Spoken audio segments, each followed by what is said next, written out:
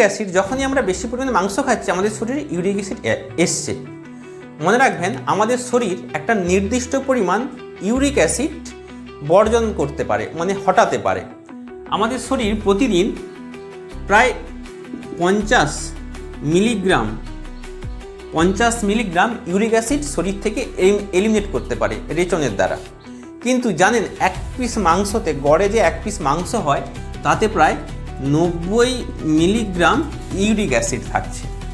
ভেবে দেখুন, আমাদের শরীর পারে 50 মিলিগ্রাম ইউরিক অ্যাসিড শরীর থেকে হটাতে, কিন্তু আমরা এক পিস যখন মাংস খাচ্ছি সেই এক পিস মাংসে 90 মিলিগ্রাম ইউরিক অ্যাসিড থাকছে।